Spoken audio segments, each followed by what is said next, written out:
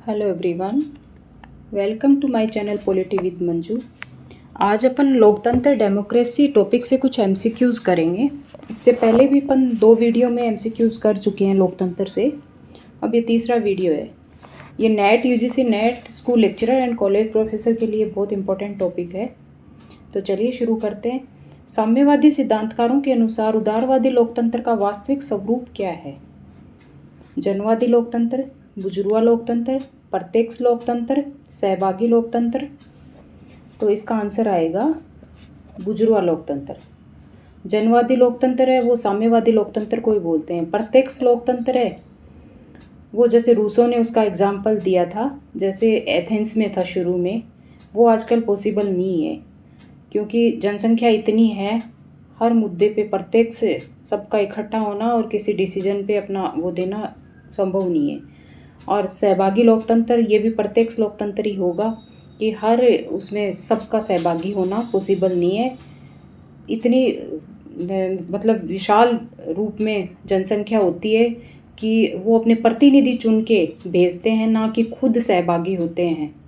ठीक है। हाँ, सहभागी लोकतंत्र में ये हो सकता है कि जो भी कानून बनते हैं, जो हमारे लिए योजनाएं बनती हैं, उन पे अपनी राय रखना, और जो पसंद नहीं है वो आंदोलनों के माध्यम से, शांतिपूर्ण आंदोलनों के माध्यम से उसमें सहभागी बनना।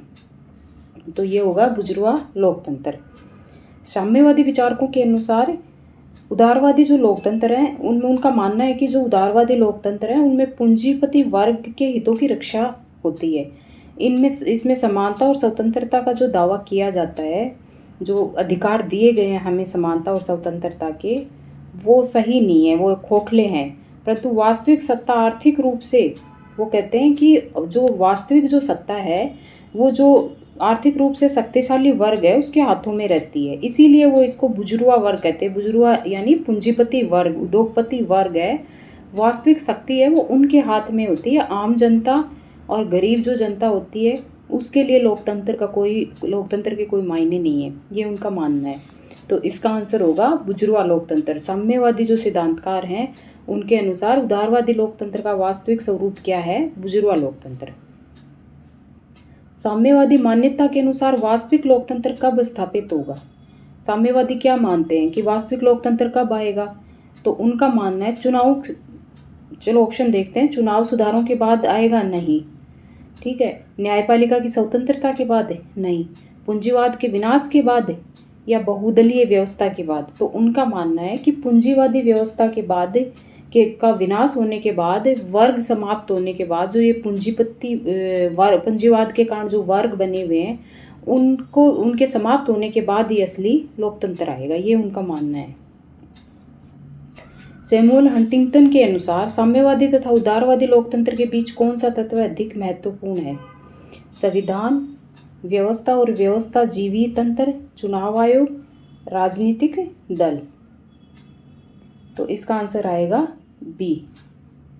हंटिंगटन मानते हैं कि लोकतंत्र के विभिन्न रूपों में केवल वैचारिक अंतर महत्वपूर्ण नहीं है कि ये साम्यवाद है, ये उदारवाद है, नहीं, बल्कि राजनीतिक व्यवस्था, ये देखा जाता है कि राजनीतिक व्यवस्था की स्थिरता क्या है, वो कितने दिन टिकेगी। ठीक है, अच्छी होगी तभी तो टिकेगी ना, नहीं तो विरोध होके वो समाप्त हो जाएगी।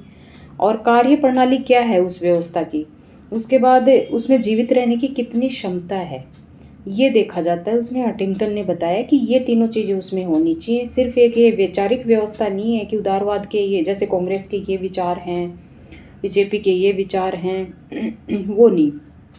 उसमें है ना, ये होना चाहिए कि कार्य प्रणाली उसकी क्या है, कांग्रेस की कार्य प्रणाली क्या है, बीजेपी की क्या है, उसमें कितना टिकने की स्थिरता है, टिकने की, तभी उसकी योजनाएं पॉलिसियाँ अच्छी होंगी, तभी तो वो स्थिर रहेगी, टिक पाएगी, अगली बार चुन के सरकार बनाएगी जनता, और उसमें क्षमता कितनी है, ये सब देखा जाता है। साम्यवादी विचारधारा लोकतंत्र को मुख्यतः किस रूप में देखती है? केवल राजनीतिक लोकतंत्र, केवल संसदीय लोकतंत्र, सामाजिक एवं आर्थिक लोकतंत्र और धार्मिक लोकतंत्र। तो इसका आंसर सी आएगा। साम्यवादी दृष्टिकोण के अनुसार लोकतंत्र केवल मतदान या राजनीतिक अधिकारों तक सीमित नहीं होना चाहिए कि वोट डाल दिया और हमने अपने प्रतिनिधि चुनने के लिए हम खड़े हो गए, चुनाव लड़ सकते हैं, वोट डाल सकते हैं। उनका कहना है इसी तक सीमित नहीं होनी चाहिए, बल्कि समाज में आर्थिक समानता के लिए कार्य होना चाहिए, सामाजिक न्याय मिलना चाहिए लोगों को, और वर्गहीन व्यवस्था की स्थापना की कोशिश करनी चाहिए, तभी असली लोकतंत्र माना जाएगा। ये उनका मानना है। केवल राजनीतिक लोकतंत्र के लिए वो कहते हैं कि सिर्फ राजनीतिक लोकतंत्र से काम नहीं चलेगा, ना केवल संसदीय की संसद है और उसमें हर मुद्दे पे बहस होती है और वो सही निर्णय होता है, नहीं, और ना धार्मिक लोकतंत्र से। तो उन्होंने बताया कि सामाजिक एवं आर्थिक लोकतंत्र जरूरी है। साम्यवादी सिद्धांतकारों के अनुसार उदारवादी लोकतंत्र का वास्तविक स्वरूप क्या है? सॉरी, ये वाला क्वेश्चन है रिपीट हो गया मेरे से। अब हमने किया, अब देखो ये 4 क्वेश्चन मैंने साम्यवाद पे बनाए हैं, तो शायद आपका मैंने सीरियल वाइज बनाए, हर टॉपिक पे 4-4, 5-5 क्वेश्चन मैंने बनाए हैं कि आपका हर टॉपिक अच्छे से क्लियर हो जाए। तो साम्यवाद की क्या विचारधारा है, वो क्या चाहते हैं, कौन से शासन को अच्छा मानते हैं, वो क्या चाहते हैं, ये सारा आपका क्लियर हो गया होगा इन 4 MCQs के माध्यम से। अब अपन देखते हैं, लोकतंत्र मानव सहयोग के अनुभवों की शक्ति पर आधारित है। ये विचार किसका है? ये जॉन ड्यूई का है। वो मानते हैं कि लोकतंत्र है वो मानव सहयोग, जो मनुष्य का आपस का सहयोग के जो अनुभव है, अनुभव की जो शक्ति है, उस पे आधारित है, उसी को वो लोकतंत्र मानते हैं। तो इसका आंसर होगा बी। CD बंस के अनुसार यदि प्रतिनिधि संसदीय प्रणाली में कमियां हों तब भी उसे छोड़ना क्यों उचित नहीं है? क्योंकि संविधान इसकी अनुमति नहीं देता, ऐसा नहीं है। क्योंकि विकल्प के रूप में पिछड़ी व्यवस्था अपनाना मूर्खता होगी। क्योंकि चुनाव महंगे होते हैं, चुनाव तो महंगे होते ही हैं, ये कोई रीज़न नहीं है। क्योंकि जनता मतदान नहीं करती, नहीं है, जनता भी मतदान करती है, ये भी नहीं है। तो इसका आंसर आएगा बी, क्योंकि विकल्प के रूप में पिछड़ी व्यवस्था अपनाना मूर्खता होगी। जैसे पहले मोनार्किज्म था, अब मोनार्की से क्या अपन लोकतंत्र की तरफ आए हैं, या फिर पहले जैसे बाहर का शासन था, इंग्लैंड का शासन यहाँ पे था, तो क्या हम वापस से अपना लोकतंत्र छोड़ के उस कोई अपना लें? तो वो कहते हैं कि जैसे हवाई जहाज़ खराब हो गया तो इसका मतलब ये तो नहीं है कि आप बैलगाड़ी पे आ जाओगे। उनका कहने का मतलब है कि लोकतंत्र जो है, प्रतिनिधि जो संसदीय प्रणाली है, वो अच्छी है, थोड़ी बहुत उसमें कमियां भी होंगी, तो इसका मतलब ये नहीं है कि उसको छोड़ दिया जाए। तो इसका आंसर होगा बी। जॉन ड्यूई के अनुसार लोकतंत्र का मूल आधार क्या है? सैन्य शक्ति, आर्थिक पूंजी, मानवीय क्षमताओं एवं बुद्धि में विश्वास और राजशाही परंपरा। तो इसका आंसर आएगा मानवीय क्षमताओं एवं बुद्धि में विश्वास। लोकतंत्र का ये मूल आधार बताया उन्होंने कि मनुष्य की जो क्षमताएं हैं, उनमें क्षमताएं और जो बुद्धि है उसमें विश्वास, यही लोकतंत्र का आधार है। सैन्य शक्ति लोकतंत्र का आधार नहीं हो सकती, ना आर्थिक पूंजी से लोकतंत्र आएगा, और राजशाही तो जैसे अलग ही शासन है। तो इसका आंसर सी आएगा। CB मैकफर्सन की प्रसिद्ध कृति the real world of democracy किस विषय से संबंधित है? अंतर्राष्ट्रीय राजनीति, लोकतंत्र के व्यवहारिक स्वरूप का विश्लेषण और न्यायपालिका का अध्ययन, समाजवाद का इतिहास। तो इसका आंसर आएगा बी, लोकतंत्र के व्यवहारिक स्वरूप का विश्लेषण, ये उन्होंने बोला है। वास्तविक स्वरूप का विश्लेषण, उसकी सीमाओं तथा व्यवहारिक पक्षों का विश्लेषण कि क्या सीमाएं हैं और उसका व्यवहारिक पक्ष क्या है। इसमें उन्होंने उदारवादी लोकतंत्र की आलोचना करते हुए उदारवादी लोकतंत्र की उन्होंने आलोचना की है, और लोकतंत्र के व्यापक सामाजिक एवं आर्थिक आयामों पे CB मैकफर्सन ने बल दिया है। तो उनका व्यवहारिक पक्ष का मतलब है सामाजिक एवं आर्थिक आयाम, लोकतंत्र में सामाजिक और आर्थिक आयामों पे ज़्यादा जोर दिया जाए, ये उनका मानना है। CB मैकफर्सन की कृति the political theory of positive individualism मुख्यतः किसकी आलोचना करती है? साम्यवाद की, व्यक्तिवाद की, स्वामित्ववाद की अवधारणा, लोकतांत्रिक समाजवाद की, और राष्ट्रवाद की। तो आंसर आएगा बी। ठीक है, इस पुस्तक में उन्होंने उदारवादी राजनीतिक विचारधारा में पॉजिटिव इंडिविजुअलिज्म अर्थात स्वामित्ववादी व्यक्तिवाद की आलोचना की है, जिसमें व्यक्तियों को संपत्ति और निजी हितों के आधार पे समझा जाता है। यानी कितनी किसके पास संपत्ति है और उसके निजी हितों के आधार पे उसको समझा जाता है। तो उस चीज़ का व्यक्तिवाद का मतलब राजनीति में अपने लिए कुछ करने का व्यक्तिवाद का और स्वामित्ववाद का कि एक आदमी का स्वामित्व हो जाए उस पर, उसका उन्होंने विरोध किया है। कैरोल पेटमैन के अनुसार लोकतंत्र का वास्तविक अर्थ क्या है? केवल निर्वाचित सरकार का गठन, केवल संसद का अस्तित्व, सामाजिक एवं पारिवारिक क्षेत्रों का भी लोकतंत्रीकरण, न्यायपालिका की स्वतंत्रता। तो लोकतंत्र का वास्तविक अर्थ ये तो नहीं है कि केवल निर्वाचित सरकार का गठन कर लिया जाए वो लोकतंत्र है, उससे तो लोकतंत्र नहीं आएगा। निर्वाचित तो एक व्यक्ति के निर्देशन में जो सरकार बनती है उसमें भी होता है। ना संसद के अस्तित्व से लोकतंत्र आएगा, ना न्यायपालिका की अकेली स्वतंत्रता से लोकतंत्र आएगा। तो आंसर इसका सी होगा। सामाजिक एवं पारिवारिक क्षेत्रों का भी लोकतांत्रिकरण होना चाहिए, बल्कि समाज और परिवार, कार्यस्थल और संस्थाओं में भी लोकतांत्रिक मूल्यों का विस्तार होना चाहिए। यानी परिवार में, समाज में और जहां हम कार्य करते हैं, जो संस्थाएं हैं, कार्यस्थल हैं अपने, वहाँ पे भी लोकतंत्रीकरण होना चाहिए। पक्षपात, भेदभाव ये सब नहीं होना चाहिए वहाँ पे। निकोस पोलांडजास के अनुसार लोकतंत्र को प्रभावी बनाने हेतु क्या आवश्यक है? केवल चुनाव कराना,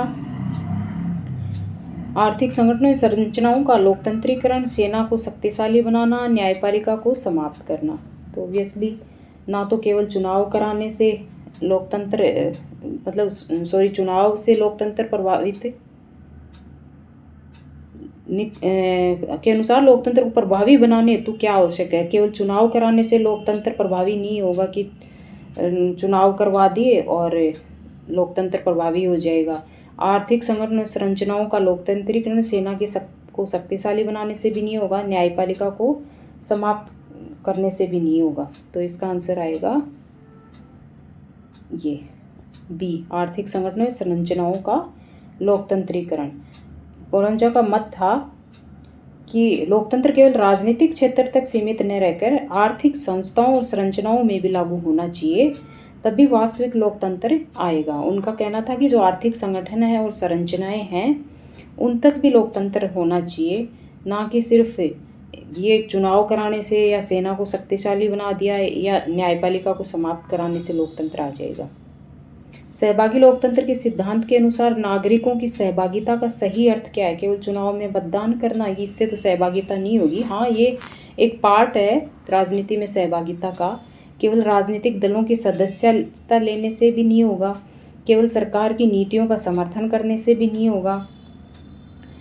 इसका आंसर आएगा सी, राजनीतिक व्यवस्था में सक्रिय भागीदारी तथा सामाजिक आंदोलनों में सहभागिता। नागरिकों की भूमिका केवल मतदान तक सीमित नहीं होनी चाहिए, बल्कि उन्हें सामाजिक आंदोलन हैं, जनहित अभियान होते हैं और नीति निर्माण प्रक्रियाओं में सक्रिय भाग लेना चाहिए, तभी असली लोकतंत्र आएगा। नहीं तो चुनाव हो जाएंगे, अपन प्रतिनिधि चुन के भेज देंगे, हम जब सहभागी नहीं बनेंगे तो हमें क्या पता कि वो क्या कर रहे हैं हमारे लिए।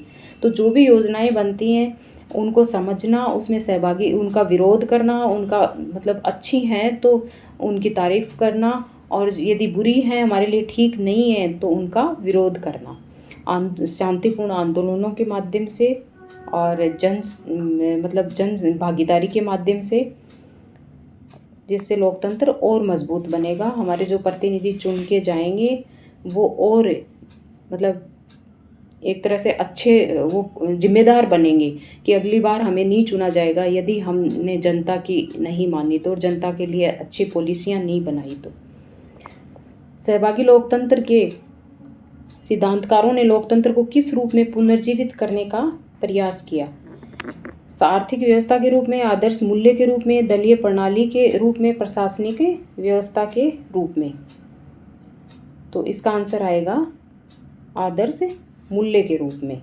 सहभागी लोकतंत्र के जो समर्थक हैं वो लोकतंत्र को केवल शासन प्रणाली नहीं मानते हैं, वो आदर्श मूल्य मानते हैं जो व्यक्तियों के व्यक्तित्व का विकास करे और उनको स्वतंत्रता और समानता प्रदान करे। प्रतिनिधिमूलक संस्थाओं को अधिक लोकतांत्रिक बनाने हेतु सहभागी लोकतंत्र के समर्थकों ने किसका समर्थन किया? सैन्य शासन का, न्यायिक, सॉरी ये वाला क्वेश्चन भी शायद रिपीट हो गया है, नहीं ये रिपीट नहीं हुआ है।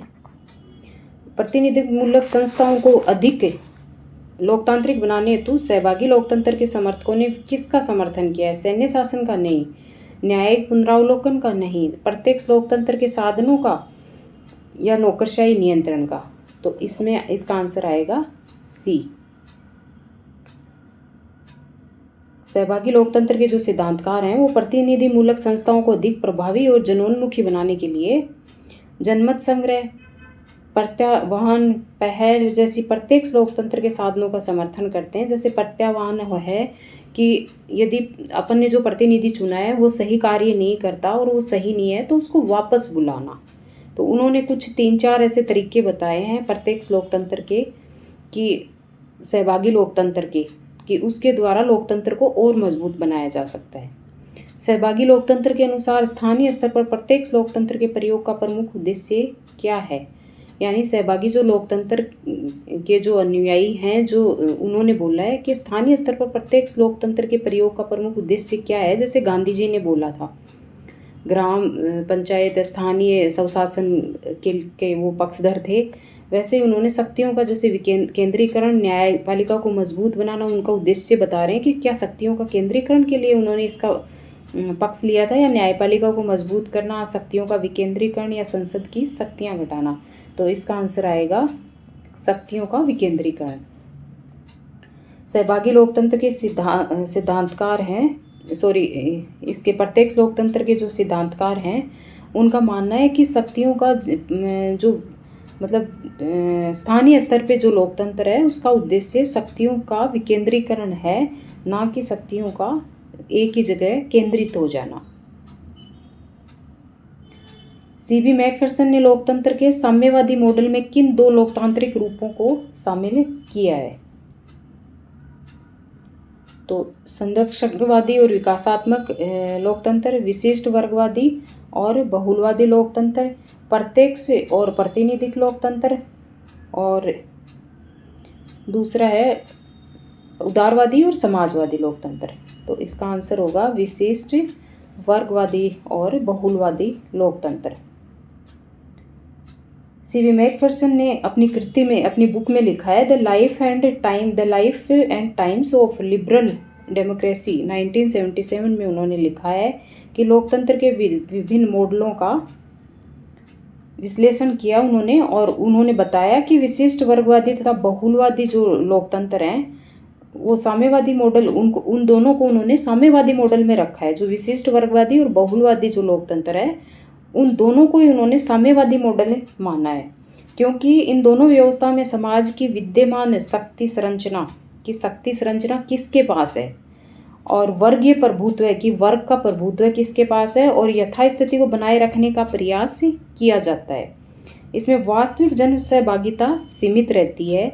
वो विशिष्ट वर्गवादी और कुछ बहुलवादी होते हैं जिनकी संख्या ज़्यादा है, उनके पास रहती है, ठीक है, तथा सत्ता कुछ प्रभावशाली जो समूह उनके हाथों में केंद्रित रहती है। तो उन्होंने सीबी मैकफिरसन ने लोकतंत्र के जो साम्यवादी मॉडल है इनमें 2 लोकतांत्रिक रूपों को शामिल किया है। ये कई बार एक क्वेश्चन पूछा जाता है। जैसे विशिष्ट वर्गवादी, उनका मानना है कि जो सत्ता है वो या तो कुछ विशिष्ट वर्ग हैं उनके पास है, या फिर जो बहुमत में ज़्यादा है बहुलवादी हैं उनके पास है।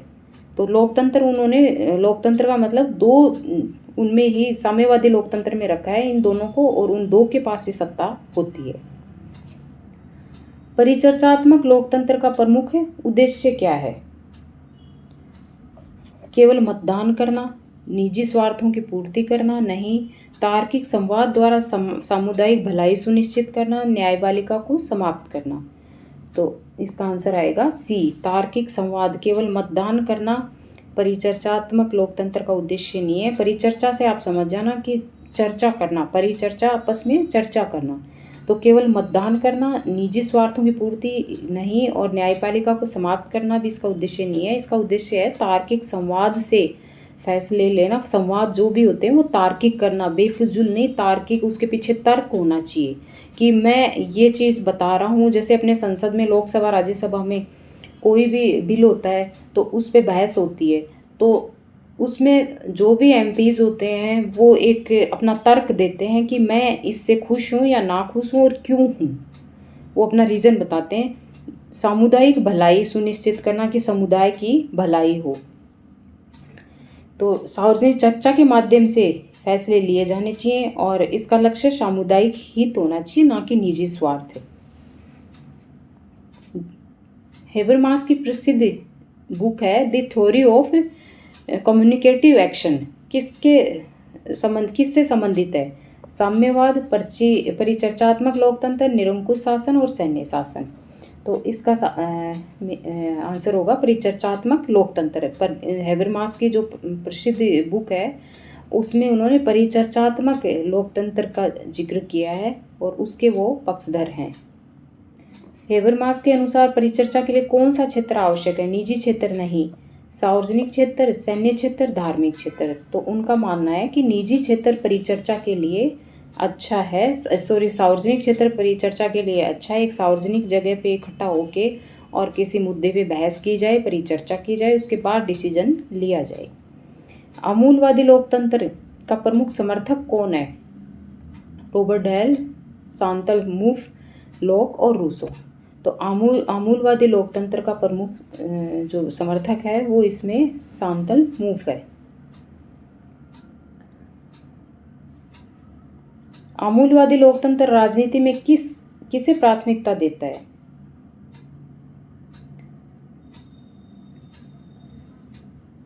सर्वसम्मति, संघर्ष और विरोध, नौकरशाही और न्यायिक पुनरावलोकन। तो इसमें होगा बी, संघर्ष और विरोध। क्योंकि इसके अंतर्गत इनका मानना है, आमूलवादियों का मानना है कि समाज में हितों और विचारों का टकराव होता है और होना स्वाभाविक है, इसलिए राजनीति में विरोध और संघर्ष भी महत्वपूर्ण तत्व है। बिना विरोध और संघर्ष के कुछ भी जैसे मुद्दे उठते हैं उन पे यदि बहस ही नहीं होगी तो एक पक्ष उनको, जैसे अपने संसद में कोई भी बिल आता है उस पे कोई बहस और चर्चा या फिर विरोध नहीं होगा तो वो तो वैसे एज इट इज़ पास हो जाएगा। तो उसमें क्या क्या कमियां हैं और क्या क्या उसमें अच्छाइयां हैं, क्या उसमें बुराइयां हैं, उस पर बहस तो होगी और सबके विचार भी सेम नहीं होते। तो आमूलवादियों का मानना है कि राजनीति में संघर्ष और विरोध होता है और वो जरूरी है। समुदायवादी लोकतंत्र में किस पर बल दिया जाता है? निजी संपत्ति पे, व्यक्ति का एकांत हित, सामान्य भलाई और समुदाय की सदस्यता, निरंकुश सत्ता। तो समुदायवादी लोकतंत्र में सामान्य भलाई और समुदाय की सदस्यता पे बल दिया जाता है। इसमें व्यक्तिवाद की आलोचना, ये लोकतंत्र उदारवादी जो व्यक्तिवाद है उसकी आलोचना करता है समुदायवादी जो लोकतंत्र है, और सामाजिक उत्तरदायित्व, सामूहिक हितों पे बल देता है। और उदारवादी जो लोकतंत्र है उसकी ये आलोचना करता है। निम्नलिखित में से कौन समुदायवादी विचारक है? अमिताई एंटोजियोनी, बेंजामिन बार्बर, डेनियल बेल। उपयुक्त सभी। तो ये तीनों ही समुदायवादी विचारक हैं। कई बार इनमें ना एक अलग से ऑप्शन दे दिया जाता है किसी थिंकर का नाम, तब कन्फ्यूजन ज़्यादा होता है, और तीन ये दे दिए जाते हैं सेम, या फिर एक समुदायवादी दे दिया जाएगा, तीन उदारवादी दे दिए जाएंगे या साम्यवादी दे दिए जाएंगे, इस तरह से भी पूछा जाता है। निर्देशित लोकतंत्र की विशेषता क्या है?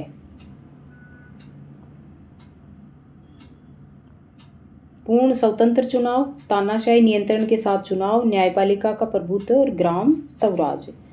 तो इसका आंसर आएगा बी, तानाशाही नियंत्रण के साथ चुनाव। जैसे चाइना में है, वो नाम मात्र के होते हैं चुनाव, बाकी वहाँ पे एक दल का शासन होता है, वो जैसा चाहते हैं वैसे ही होता है। विलियम ई कॉनोली ने उत्तर आधुनिक लोकतंत्र को क्या कहा है? सहभागी लोकतंत्र, बहुलवादी नेतृत्व और जनवादी लोकतंत्र और निर्देशित लोकतंत्र। तो इन्होंने उत्तर आधुनिक लोकतंत्र को बहुलवादी लोकतंत्र कहा है। परिचर्चात्मक लोकतंत्र के प्रमुख प्रतिपादक कौन माने जाते हैं? Michael Oxford, Jurgen Habermas, Robert Dahl, CB Macpherson. तो इसका आंसर आएगा हेबरमास। हेबरमास परिचर्चात्मक लोकतंत्र के प्रमुख वो हैं, प्रतिपादक हैं। आमूलवादी लोकतंत्र के अनुसार राजनीति का मूल तत्व क्या है? सर्वसम्मति, संघर्ष और मतभेद, केवल मतदान, न्यायिक निर्णय।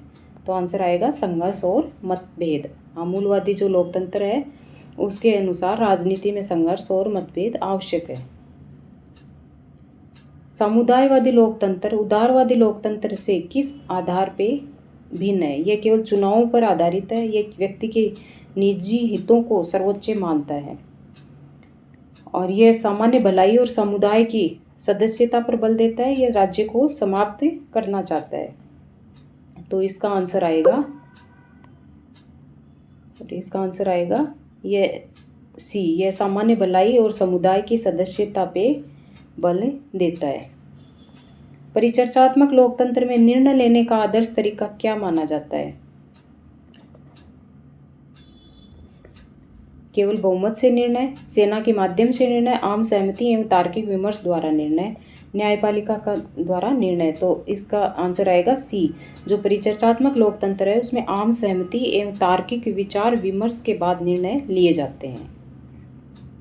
बहुमत से निर्णय भी होते हैं लोकतंत्र में, जैसे हमारे संसद में लोकसभा राज्यसभा में बहुमत से निर्णय होते हैं, विधानसभा में बहुमत से होते हैं। और आम सहमति और तार्किक विमर्श द्वारा निर्णय ये प्रत्येक लोकतंत्र में पॉसिबल है, अभी नहीं। न्यायपालिका द्वारा निर्णय, न्यायपालिका का क्षेत्र अलग है, तो न्यायपालिका के द्वारा भी निर्णय लिया जाता है, लेकिन ये राजनीति का क्षेत्र नहीं है, ये न्याय का क्षेत्र है। निम्नलिखित में से कौन सा कथन प्रतिनिधि संसदीय प्रणाली के समर्थन में दिया गया है? लोकतंत्र भ्रष्टाचार का पर्याय है, नहीं। जनता शासन योग्य नहीं है, ऐसा नहीं है। चुनाव अनावश्यक है, नहीं। लोकतंत्र में चुनाव बहुत जरूरी है, इसकी कमियों के बावजूद ये बेहतर है। यानी जो संसदीय प्रणाली है, लोकतंत्रीय प्रणाली है, वह सब तरह की उससे बेहतर है, राजतंत्र से, सैनिक तंत्र से, सबसे सही ये है। कुछ थोड़ी बहुत कमियों के बावजूद भी प्रतिनिधि संसदीय प्रणाली को सबसे अच्छा माना गया है। तो इसका आंसर होगा सी। विलियम ई कॉनोली ने उत्तराधुनिक लोकतंत्र को क्या कहा है? सहभागी लोकतंत्र, बहुलवादी, जनवादी और निर्देशित। तो उन्होंने बहुलवादी लोकतंत्र इसको कहा है।